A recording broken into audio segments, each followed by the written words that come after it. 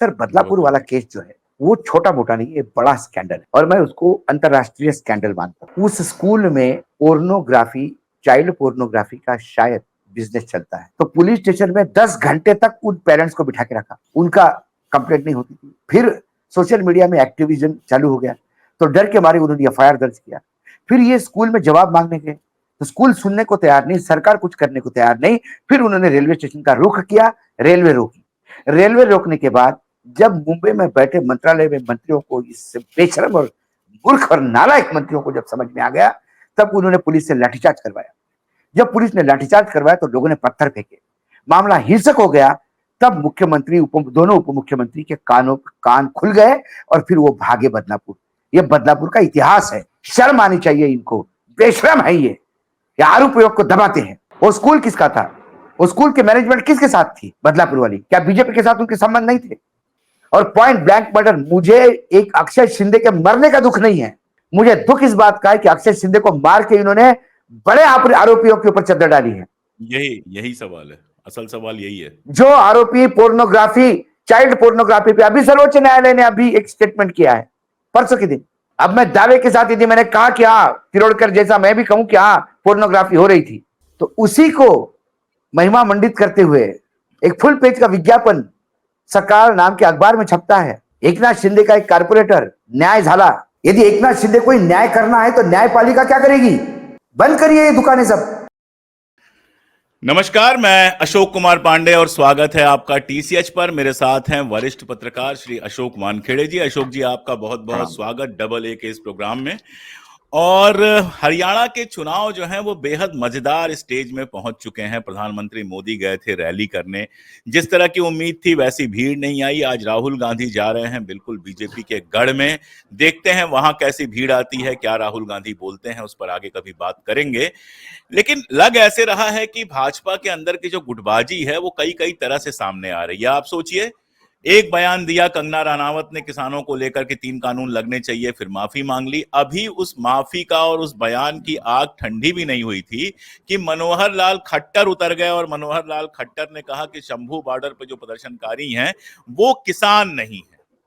मतलब जिस मुद्दे को भाजपा बचने की कोशिश कर रही है, ना अमित शाह बात कर रहे हैं, ना मोदी जी बात कर रहे हैं, मनोहर लाल खट्टर उसको लेके आए। ऐसा लग रहा है कि सैनी से बदला लेना चाहते हैं कि तुम्हारे चलते मुझे मुख्यमंत्री पद से हटाया गया था, अब मैं तुम्हें उस कुर्सी पर दोबारा बैठने नहीं दूंगा। उस पर बात करेंगे। लेकिन महाराष्ट्र के बदलापुर से जो खबर आई, जिस तरह से इनकाउंटर हुआ, 6 साल की बच्ची के साथ सारा कुछ हुआ था, हम लोगों ने डिटेल में डिस्कस किया था कि कैसे वो स्कूल जो है वो आरएसएस के लोगों का स्कूल था। एक बंदे को पकड़ा गया, उस बंदे को सजा होती या फिर उसकी गवाही वगैरह होती, बातचीत होती, तो शायद आगे खुलता कि असल में इसके आरोपी कौन है, इसके पीछे और क्या क्या है। लेकिन ये सब सामने आता उससे पहले ही उसको गोली मार दी गई। और किस्सा जो बनाया गया अशोक जी, मेरे ख्याल से इनकाउंटर के इतिहास में इससे घटिया किस्सा कोई नहीं बनाया गया कि अकेला आदमी 6 पुलिस वालों के बीच था, उनसे बंदूक छीन लिया और उसके बाद कुछ कर नहीं पाया, उसको गोली मार दी गई। और उसके बाद उसके विज्ञापन छप रहे हैं महाराष्ट्र में, बधाई दी जा रही है ऐसी घटना के लिए पुलिस को, इसका चुनावी इस्तेमाल करने की कोशिश की जा रही है। अभी बताऊं एक और घटना, उसके बाद मैं जाऊंगा। गुजरात में एक टीचर पकड़ा गया है, सरकारी स्कूल का प्रिंसिपल, जिसकी फोटो विश्व हिंदू परिषद के कार्यक्रम में सामने आ रही है, दिखाई दे रही है। 6 साल की बच्ची जो उसकी स्टूडेंट थी, उसके साथ ये कुछ करने की कोशिश किया। जब बच्ची ने शोर मचाया, उसका मुंह दबाकर उसको मार डाला, उसका बैग वगैरह सब किनारे लगा दिया, बच्ची की लाश को किनारे लगा दिया। इस तरह के माहौल में हम हैं। और अब इन चीजों को जब चुनावी मुद्दा बनाने की भी कोशिश की जा रही है, तो थोड़ी बात करनी इस पर जरूरी है। अशोक जी, आपके पास आ रहा हूं, आप हरियाणा चुनाव या ये मुद्दा जो भी चाहे पहले उठा ले।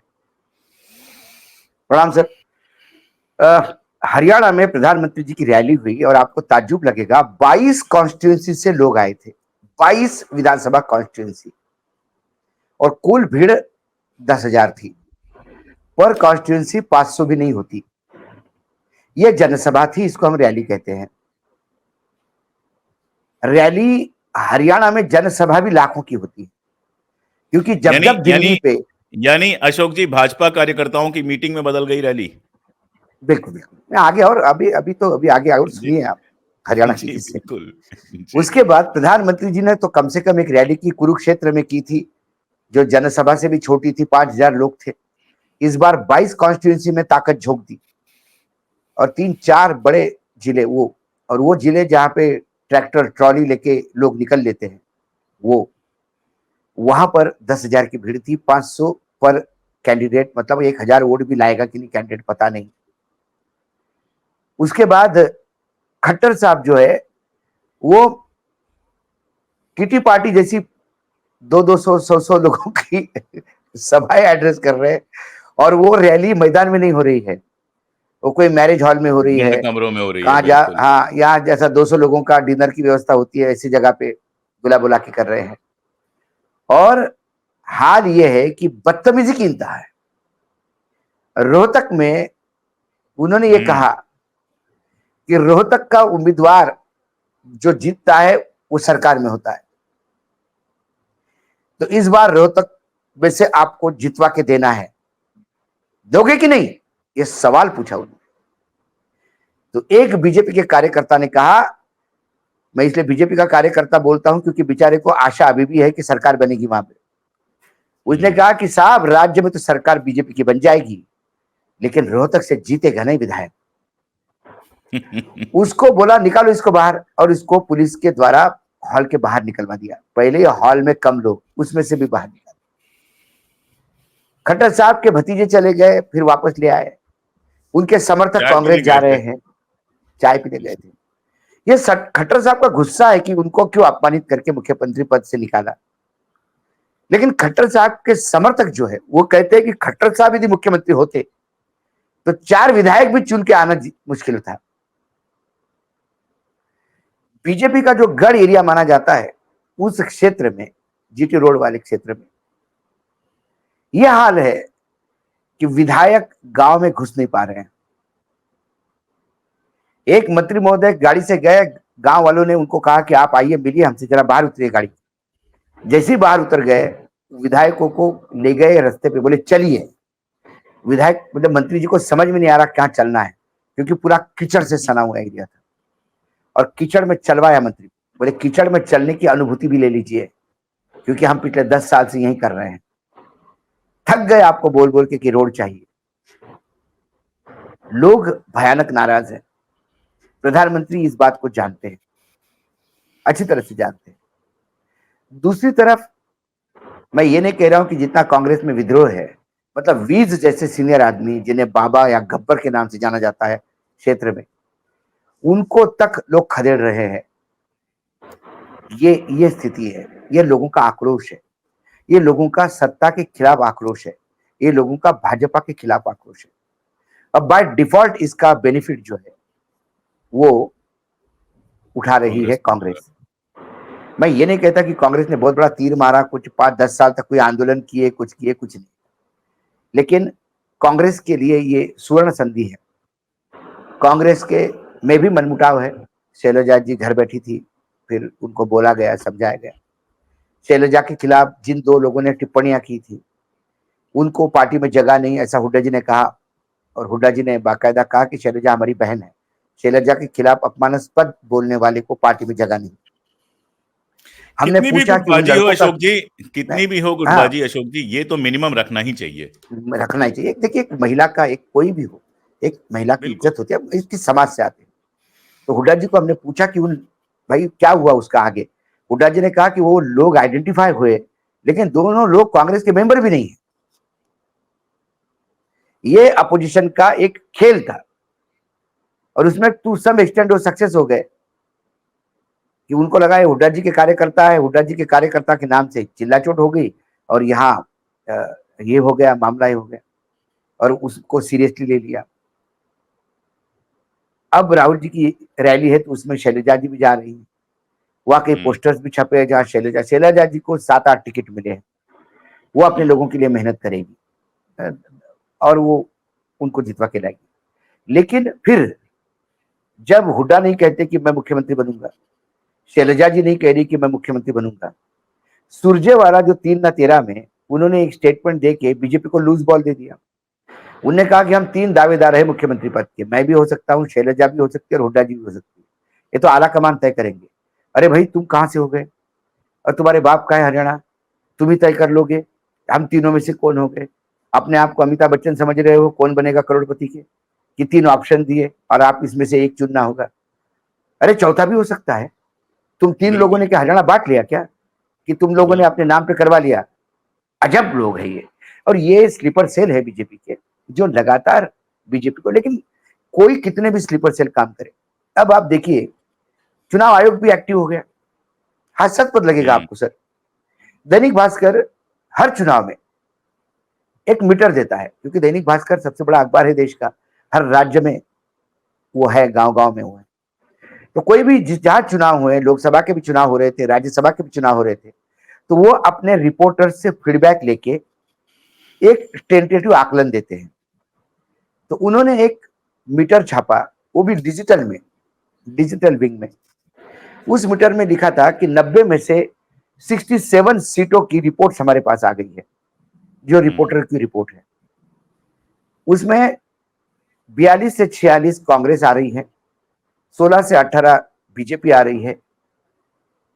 इन लोग और जो बीएसपी है, ये 3 से 4 और 0 से 1 जेजेपी और वो चंद्रशेखर वाली पार्टी, चंद्रशेखर वाली पार्टी, इनको हाँ। 0 से 1 आ रही है। ये उन्होंने दिया। ये रिपोर्टर्स का फीडबैक था। कल आप हरियाणा कवर करने जाएंगे, आप भी वहां से आके लिखेंगे कि मुझे इन जिलों में मुझे लगता है बिल्कुल। कि ये इतनी इतनी सीटें आएगी।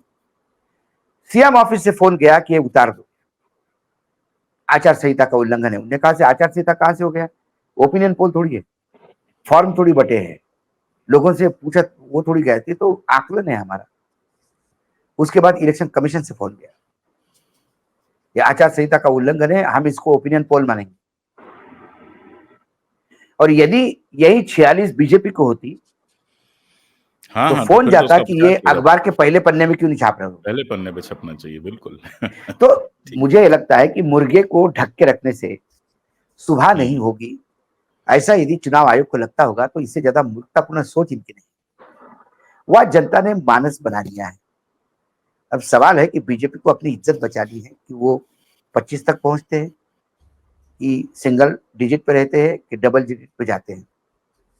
सरकार करीब करीब कांग्रेस की बनना तय है, ये मुझे दिखता है। आज राहुल गांधी की रैली है, और वो हुंकार जो राहुल गांधी भर रहे हैं, वो हुंकार वहां भर रहे हैं जो बीजेपी का गढ़ है।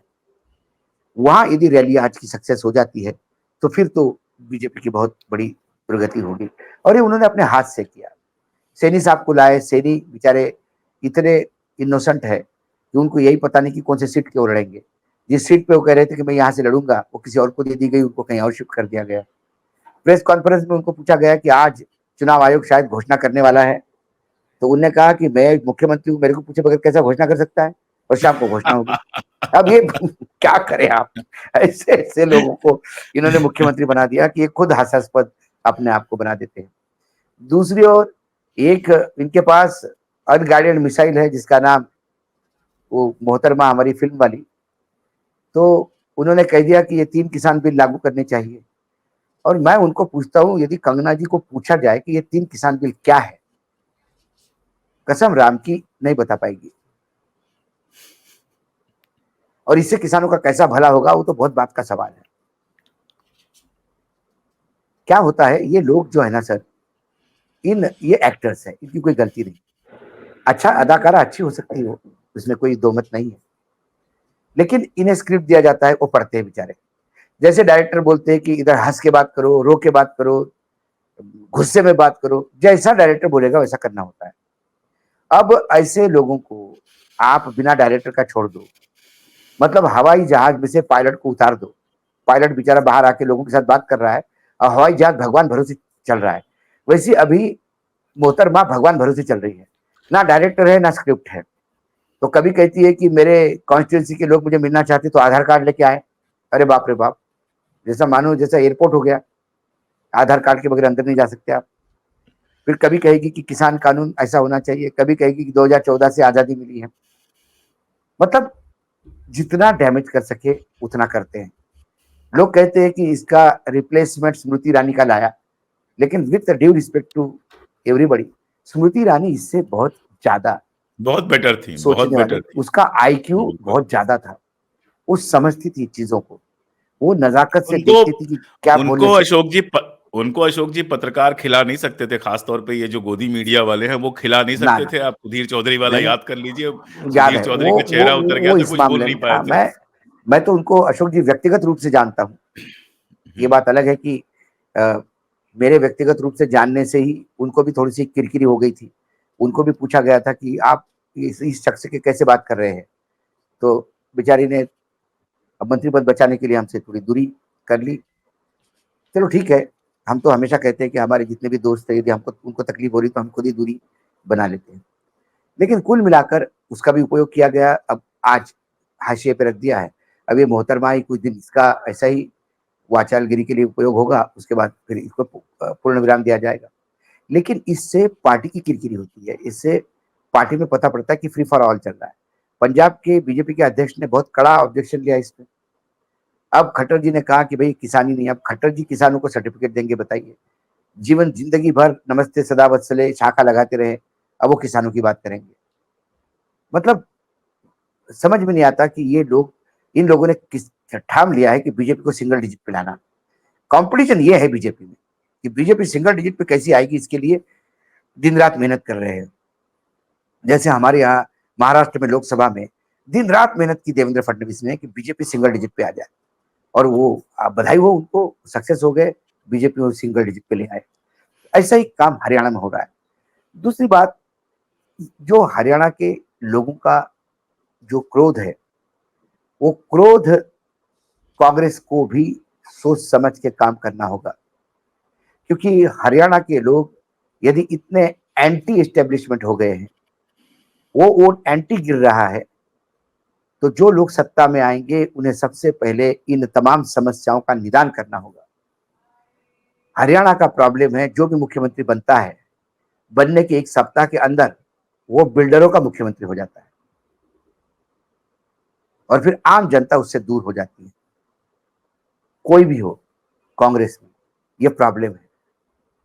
तो इन्हें ये देखना होगा कि अरोगंस छोड़ के आपको, क्योंकि अरोगंस के मामले में तीनों जो नाम लिए सुरजेवाला ने, तीनों में से कोई कम नहीं, और अरोगंस ही ले डूबता है अक्सर। तो ये ख्याल रखना होगा। ये बात होगी हरियाणा की। और एक एक एक एक बात कर लूं, फिर आता हूं महाराष्ट्र पे, आपको हाँ मैं ले चलूंगा, लेकिन महाराष्ट्र की एक बात कर लूं। आप जब सड़क की बात कर रहे थे हाँ कि विधायक जी को नीचे उतारा तो मिट्टी की सड़क में, कल आपके नागपुर से एक वीडियो आया था जिसमें हमारे आदरणीय अमित शाह जी का पूरा काफिला जा रहा था, और यूटर्न। अचानक एक जगह सड़क यू टर्न करके जाना पड़ा।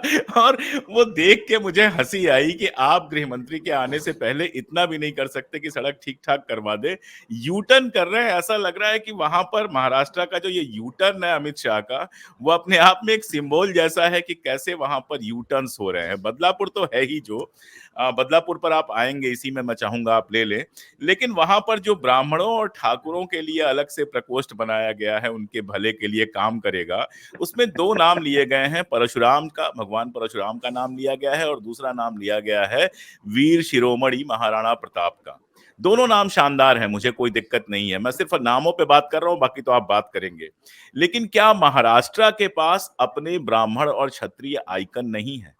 मेरा सवाल यह है कि अगर स्टेट लेवल की योजना है, तो क्या महाराष्ट्र के पास ब्राह्मण और क्षत्रिय आइकन नहीं है, या फिर आरएसएस और बीजेपी की संगत में अब उनका ये हाल हो गया है कि अपना मराठी होना वो धीरे धीरे भूलते जा रहे हैं? दूसरी हाँ, बात ये कि जो बनिए हमेशा बीजेपी के साथ रहे, चंदा दिया, झोला ढोया, सारा कुछ किया, उनके लिए कोई प्रकोष्ठ क्यों नहीं बनाया गया? आप देखिए, दलितों के लिए हो गया, ओबीसी के लिए हो गया, ब्राह्मणों के लिए हो गया, ठाकुरों के लिए हो गया, बनियों ने क्या गलती की थी?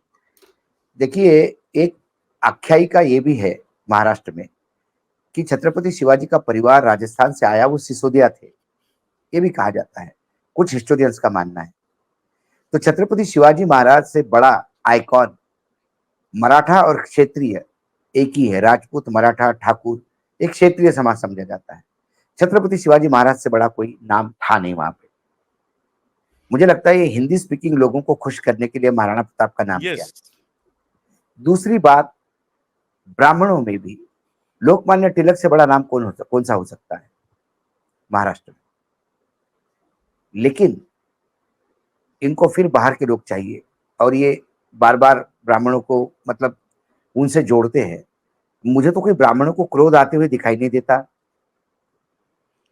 10 बार उत्तर प्रदेश में जूते खा खा के भी फिर बीजेपी के साथ ही चले गए। बिल्कुल। योगी जी ने इतना ठोका, इसके बावजूद भी जूते खा के। और ये इनको तो अधिकार ही नहीं है ब्राह्मणों को कम से कम कि ये आ, उनका नाम ले जिन्होंने क्षत्रियों को 21 बार, मतलब पुराना में बताते हैं कि 21 बार उन्होंने वो कर दिया था। तो ये जो गुस्सा होता है ब्राह्मणों में नहीं है, ये पता नहीं। पेशवा बाजीराव के बाद मुझे ऐसा कोई दिखा नहीं कि जिसमें ऐसी वृत्ति दिखाई दे कि जिसमें क्रोध हो और तलवार लेके टूटने का मानना हो। दूसरी बात आपने नागपुर की कही। देखिए अशोक जी, यदि आप महाराष्ट्र को समझे तो विदर्भ ही चाबी है दिल्ली मुंबई के सत्ता की। कांग्रेस सालों सत्ता में रही है महाराष्ट्र में, वो सिर्फ विदर्भ के भरोसे। 62 का कुनबा है, पूरा का पूरा एन ब्लॉक कांग्रेस का रहता था। बिलासराव बीच में देशमुख कांग्रेस वगैरह के भी। नेतृत्व ने ही, दिल्ली ने ही कांग्रेस को खराब कर दिया। वहां पे गलत गलत लोगों को प्रोजेक्ट किया और फिर धीरे धीरे राष्ट्रवादी कांग्रेस कांग्रेस के कंधे पे बैठ के विदर्भ में प्रवेश कर गई। शिवसेना, बीजेपी ये प्रवेश कर गई। और फिर गडकरी ने एक बार जब अध्यक्ष पद होते हुए पूरे विदर्भ में बीजेपी को लाने का प्रयास किया ताकि मुंबई की सत्ता बनी रहे। लेकिन फिर जो देवेंद्र फडणवीस का समय आ गया, उन्होंने सबसे ज्यादा निगलेक्ट विदर्भ को किया। अब विदर्भ की हालत ऐसी है कि जो पिछली बार बीजेपी 105 सीटें जीती थी 2019 में, जो एक अच्छा प्रदर्शन था उनका, उसमें विदर्भ की 28 सीटें हैं उनकी, 28। इस बार टारगेट दिया है आदरणीय अमित शाह जी ने कि आप 45 सीटें ले आइए, हमको किसी भी हालत में जीतने हैं। ये 45 सीटें ले आइए, ये क्या जीते हुए एमएलए थोड़ी है कि 50-50 खोके देके आप उनको ले जाइए गुवाहाटी। ये जनता तय करेगी सर। और जनता ने तय कर दिया लोकसभा चुनाव में कि पूरे विदर्भ में गडकरी अपने बलबूते पे जीते। नहीं तो विदर्भ का भी हाल मराठवाड़े जैसा था, सुपड़ा साफ। मराठवाड़ा में 1 सीट नहीं, विदर्भ में 10 में से सिर्फ 1, वो भी गडकरी की अपने बलबूते पे। कहां से आएगी 45 सीटें? रात को 12, 12:30, 1 बजे तक बैठते हैं, फिर भी सीट शेयरिंग का बात नहीं होती। उसके बाद वो मराठवाड़ा गए जहां बीजेपी का सुपड़ा साफ हो गया पिछले लोकसभा में, औरंगाबाद, जो संभाजी नगर कहते हैं। वहां फिर जी जी। रात को मीटिंग हुई तीनों की, फडणवीस, अजित पवार, ये वो। अमित शाह अड़े हुए हैं कि हम 160 के आसपास की सीटों पर लड़ेंगे, बाकी बची हुई सीटें आप ले लो। ये 160 लड़ना चाहते हैं, अजित पवार 80 लड़ना चाहते हैं, वो 80 लड़ना चाहते हैं। अब समझ में नहीं आया कि ये आंकड़ा कहां से होगा। 160 और 160 कितने होंगे? 320 सीटें कहां से लाएंगे? 288 है। ये तो इनको भी समझ में आ गया, क्योंकि नागपुर में तो किसी ने बात ही नहीं की पत्रकारों से। हिम्मत ही नहीं हो रही। अंदर क्या हो गया? क्योंकि अंदर जूते खा के आ गए। तो अभी seat sharing is the problem.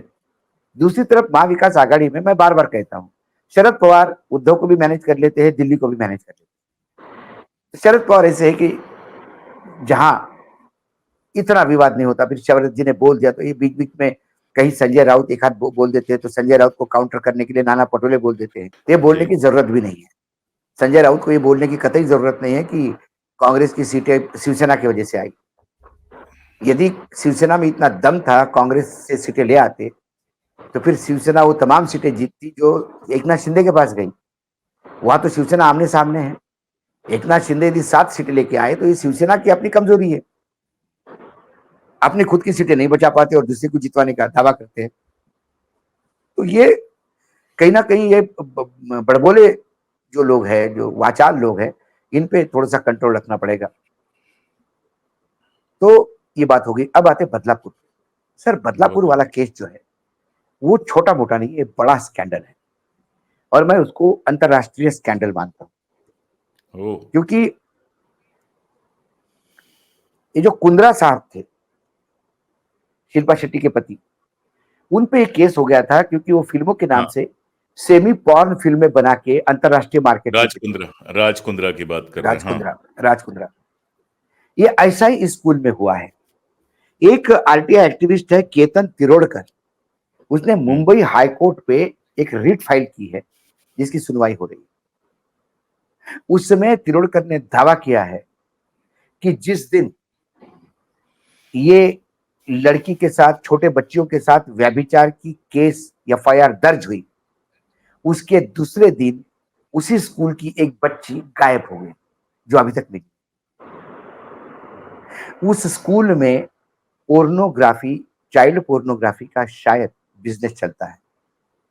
छोटे बच्चियों के साथ ये काम करवा के उसके फिल्में बनवा के अंतरराष्ट्रीय मार्केट में बेचने का काम करता है। ह्यूमन ट्रैफिकिंग भी होता है, ऐसा आरोप तिरोड़कर ने लगाया।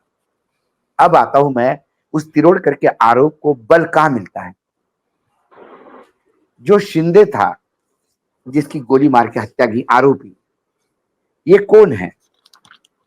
अक्षय शिंदे जो है, ये वहां सफाई कर्मचारी है। जी। ठीक है। अक्षय शिंदे का रिकॉर्ड जो है व्यभिचार के मामले में इतना बुरा है कि वो अपने पत्नी ने भी उसके ऊपर खिलाफ केस कर रखा है। पत्नी के साथ भी अनैतिक काम किए हैं उसने।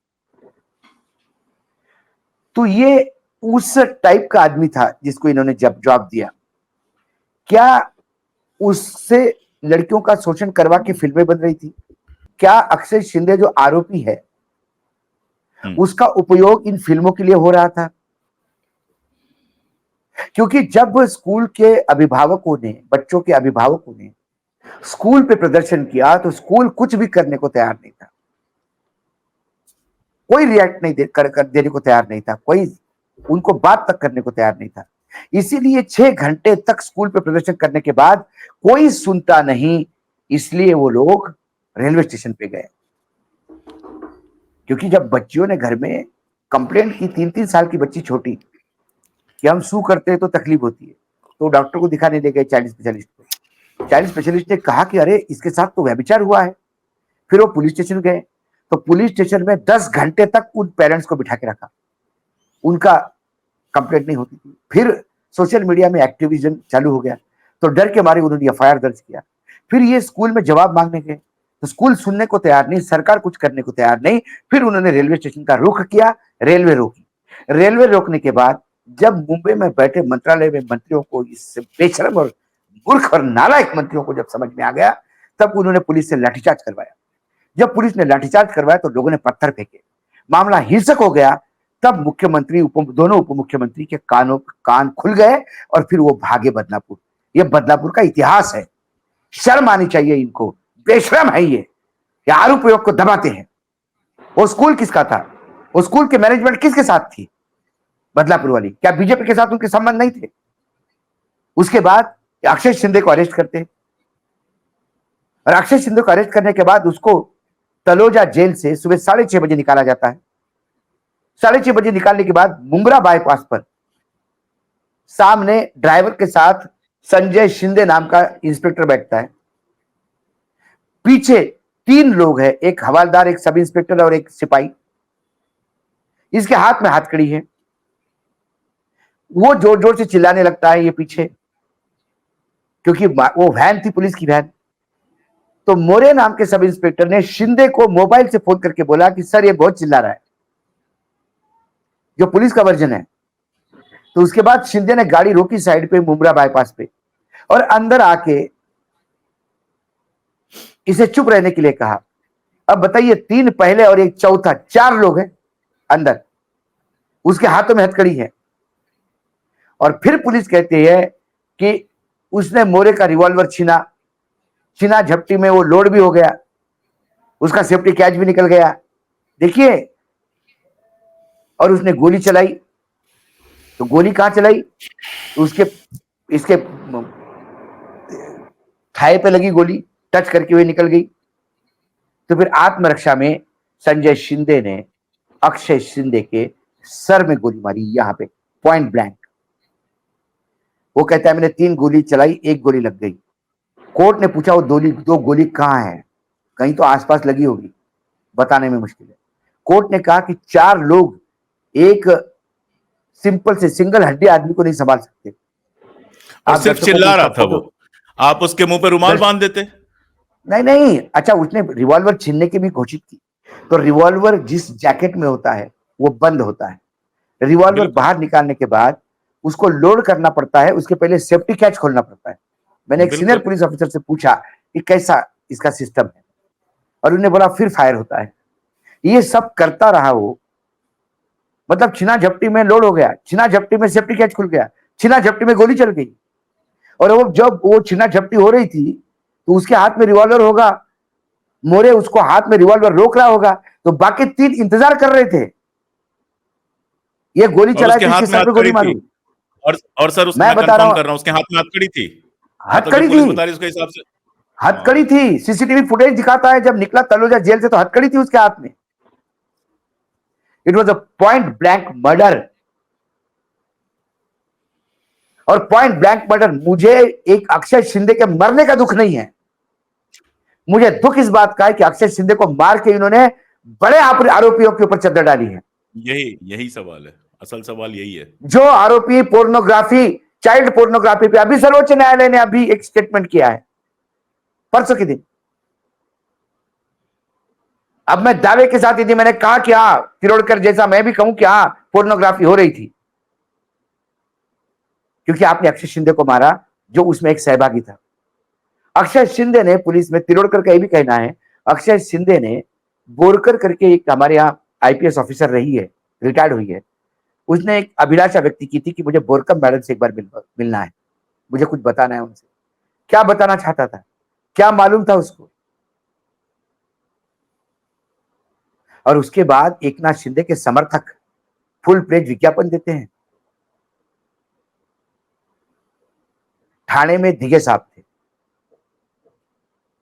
जिसको एकनाथ शिंदे भगवान मानते हैं, शिवसेना के अच्छे संगठक थे। एक बार ठाणे म्युनिसिपल कॉर्पोरेशन में कांग्रेस सत्ता में आ गई, ज्यादा कारपोरेटर शिवसेना के होते हुए भी, क्योंकि दो शिवसेना के कारपोरेटर ने क्रॉस वोटिंग किया था। उसके बाद दिघे साहब ने कहा था गद्दारों को माफी नहीं, फिर उनका मर्डर हुआ कारपोरेटर का। अच्छा, अरे बाप रे। दिघे ने जेल काटी, हालांकि उसमें से वो छूट गए, तो उसी को महिमा मंडित करते हुए एक फुल पेज का विज्ञापन सकाळ नाम के अखबार में छपता है। एकनाथ शिंदे का एक कारपोरेटर न्याय झाला। यदि एकनाथ शिंदे कोई न्याय करना है तो न्यायपालिका क्या करेगी? बंद करिए ये दुकानें सब।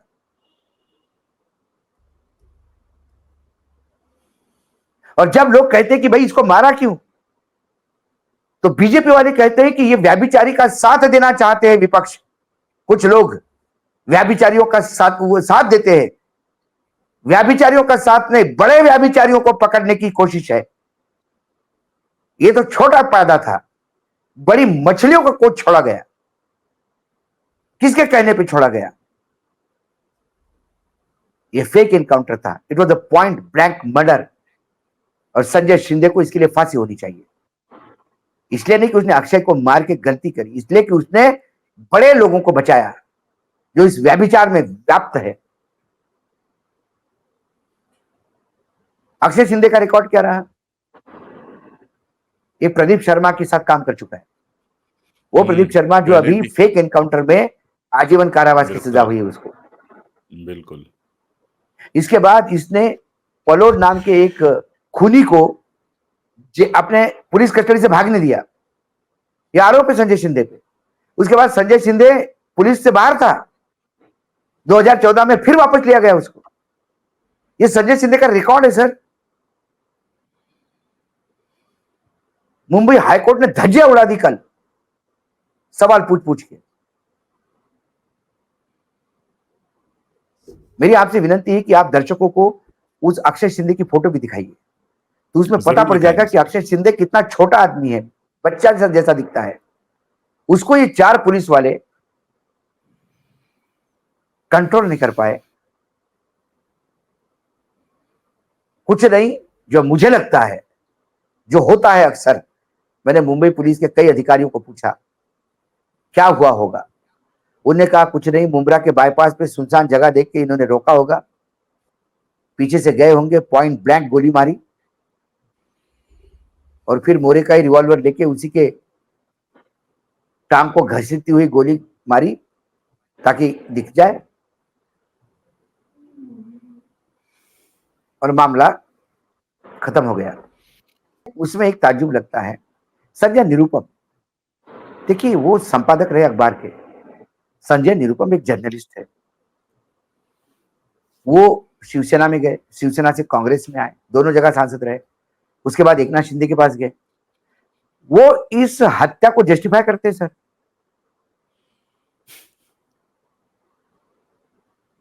आदमी सत्ता का मक्खन खाने के लिए कितने निचले स्तर पे उतर सकता है। मेरा हमेशा एक आदर था उनके प्रति, ये पत्रकार है, दिखते अच्छा है। आज मुझे समझ में आ गया, एक पत्रकार जब उसके मुंह पे जब सत्ता का मक्खन लग जाता है, वो किचले निचले स्तर पे उतरता है कि एकनाथ शिंदे को डिफेंड करने के लिए वो ये पॉइंट ब्लैंक मर्डर को जस्टिफाई कर रहा है। बोले ऐसे लोगों को ऐसा ही करना चाहिए। तो फिर यदि इस आरोप पे एक संजय उस अक्षय शिंदे को गोली मार दी, एनकाउंटर किया और ये आपको जस्टिफाई कर सकता है, फिर ओलंपियन खिलाड़ियों का शारीरिक शोषण करने के लिए बीजेपी के सांसद को भी ऐसा ही करना चाहिए था क्या? सवाल है ना। मैं अक्षय शिंदे की हत्या वाजबी मानता हूं, ना मैं ऐसा कोई उन सांसद के बारे में मानता हूं, क्योंकि मेरा न्यायपालिका में विश्वास है। न्यायपालिका न्याय करेगी, उसके बाद देखेंगे क्या होता है। लेकिन खुद ही न्यायाधीश हो गए, ये तो गुंडागिरी है। फिर दाऊद इब्राहिम में और तुम में क्या फर्क है? ठीक बात है। दाऊद के भी यहां यही होता था, वो खुद ही न्याय करता था, टपका दो, ढगात पाठवा, पेपर वेट ठेवा, वो नॉनसेंस। 70-80 साल अशोक जी बहुत तो नहीं होते हैं, लेकिन ऐसा लगता है कि इस देश के लिए बहुत हो गए हैं। ये देश भूल गया है कि हमारे पुरखों ने बैठकर एक संविधान बनाया था कि देश संविधान से चले और सबको न्याय मिले। एक ऐसे सैडिस्ट समाज में हम लोग बदलते जा रहे हैं जहां इस तरह की हत्या होते देख कुछ लोगों को बड़ा रोमांच होता है, ऐसा लगता है कोई फिल्म देख रहे हैं और उनको बड़ा रोमांच होता है। उनके समझ में नहीं आता है कि कल फिर किसी बड़ी मछली को बचाने के लिए उनके जैसी किसी छोटी मछली को निपटाया जा सकता है, उनके जैसे किसी छोटी मछली को। मैं आप जब बोल रहे थे, मैं थोड़ा-सा इस मामले में गड़बड़ आदमी हूँ, मैं पत्रकार चूँकि नहीं हूँ, थोड़ा इमोशनल हो जाता हूँ। मैं पूरा सीन वो सोच रहा था और सोच पा रहा था कि इतना बड़ा झूठ कैसे बोला जा सकता है और इतनी बेहयाई से, मैं बेशर्मी भी नहीं कह रहा हूँ, बेशर्मी फिर भी थोड़ा-सा शरीफ शब्द लगता है, इतनी बेहयाई से कैसे बोला जा सकता है? और यही सवाल दर्शकों के लिए छोड़ के अपन चलते हैं। आज के लिए मुझे लगता है कि ये काफ़ी है। दर्शक अगर हमारा पूरा वीडियो देखने के बाद बैठ के 10 मिनट सोच सकें कि क्या हो रहा है देश में, तो शायद हमारा हमारा इतना चीखना, चिल्लाना, इतनी मेहनत करना किसी काम आए। बाकी तो जो है सो है ही। आज के लिए बहुत शुक्रिया अशोक जी। धन्यवाद।